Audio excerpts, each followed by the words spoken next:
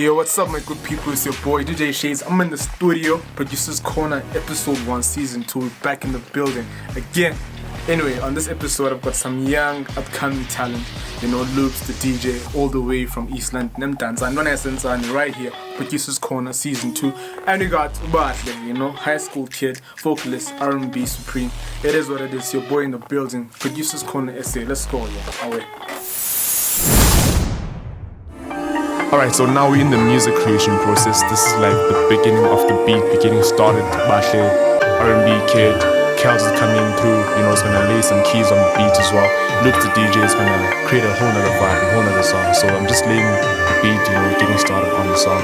It is what it is. Away. Yeah. But let's wait for the pianist to come through and have some whole new keys. But I feel as though it's like almost got nothing. It just needs structure. You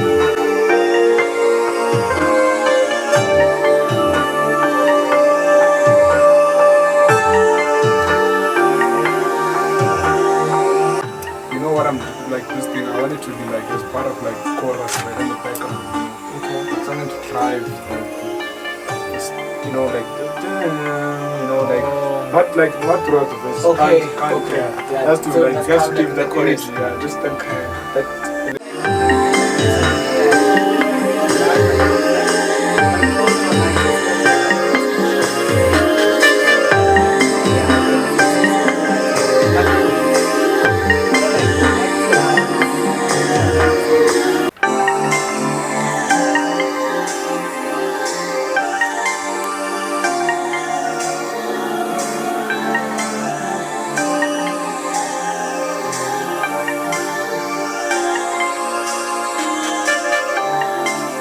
Thank you for all you've done.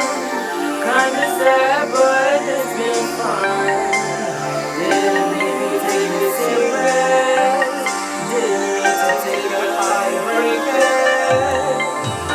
Without a take it too hard. I thought you knew this from the start. I would never make for love. Loyalty is a myth lying on the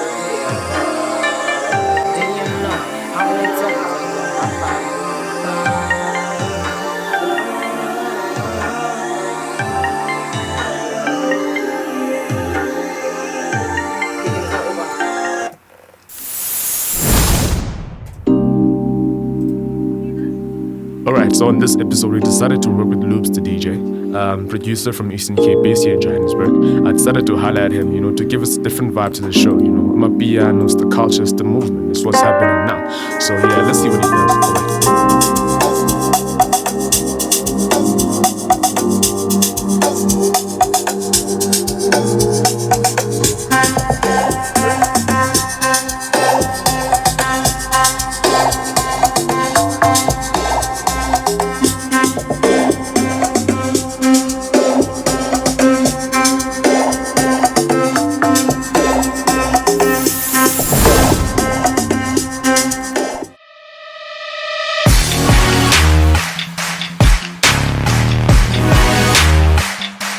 Hey yo, what's up, man? It's your boy DJ Shades. I'm in the building. I'm in Bowl 55 restaurant in Parktown North. They gave us some awesome food here. I'm here with this beautiful guest, Lesedi. She's in branding and marketing. Tell us a bit about yourself, Lesedi. So hi everyone, my name is Lesedi. I am a project manager for an above-the-line agency called Black River FC. I would like to consider myself a brand evangelist, somebody who is so passionate about brands and how they can change and influence consumer lives.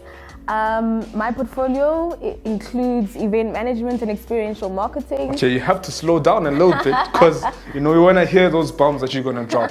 So, brand evangelist, this is my first time hearing that word, by the way, today. I got you. So, what have you worked on? Like, you know, just some of the highlights of your career.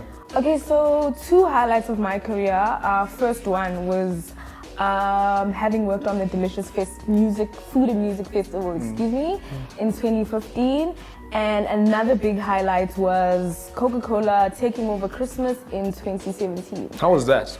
Oh man, like I said, you know, the influence that brands have on consumers, you never get to understand that until you're actually within the back end and you actually see how giving something from a brand to a consumer can change a consumer's day or life.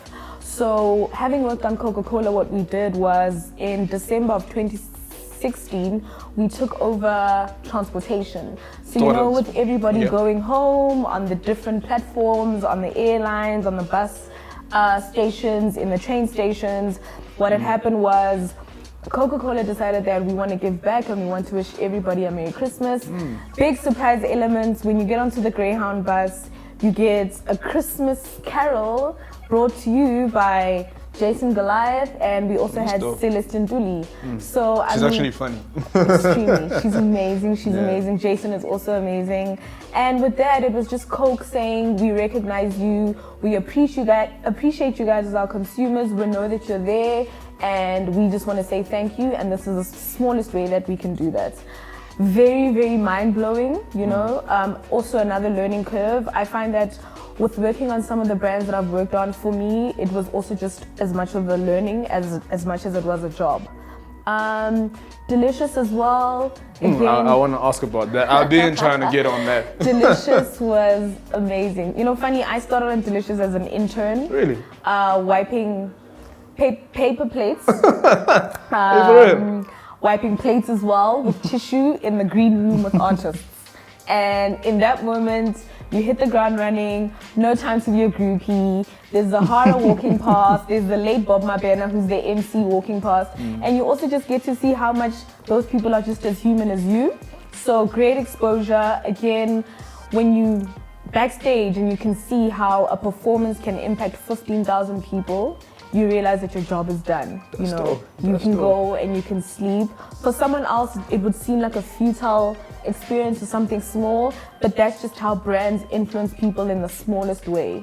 That's dope. That's dope. I want to ask you, you know, in terms of the whole artist and the whole PR thing as well. You know, I mean, managing, you know, making the two work together, you know, artists can be challenging. I know it very well. Artists are like toddlers. So how do you do the whole PR thing and the whole artist, especially for big festivals such as DSTV Delicious Festival? You know, how do you make it work in terms of how you manage the whole procedure? You know, I think the key with that is just outside of everything, as everyone would know, just proper planning and liaison, you know. I think the thing with artists is that if you're firm and you also show them that you know what you're doing and you have plans in place, it keeps them at ease. Obviously, there'll be the exception of somebody who wants to be known or want to be a diva or want to be a king, but ultimately, you just, you know, softly explain that, look, we're all here to do a job, you manage, you know, it's all about managing a person. Like I said, it's like dealing with a toddler, you know. A toddler will always try and push a boundary, and as humans, that's what sometimes artists do. And just showing them that, look, we're here to do a job. I'm here to best service you in the best way possible. And can you then service the people? And somehow, you know, it works. But ultimately, if you show that it's a collective effort and just, yes, brush ego, like I'm here to make your life easy. Brush ego. Yeah. Also, again, it's an ego game. You know, it's an ego thing. And ultimately, to get what you want to the best optimum, you just need to play into it. All right. That's actually dope. That's dope. I feel as though you are more in tune with the psychological aspect of branding and managing and marketing, you know? Yeah. I feel as though that's your vibe. I want to ask you though, you know, in terms of event production, because, you know, nowadays a lot of artists are doing their own events, creating their own platforms, you know, which is a good thing, instead of waiting to be booked or, you know, to create that own hype and that own following, you know? What are some of the aspects of event production, since you've worked on such huge festivals, would you now let artists know and let them take into consideration, you know, about, okay, look out for this, look out for that. What are some of the things that you, in your experience, that you would advise artists and event organizers to sort of take into account when doing and preparing for events? Look, as cheesy as this sounds, just one-liner, I think proper planning prevents poor preparation, you know? True. So I think with event production, it's the tiniest details that people miss. It's paying attention to the detail.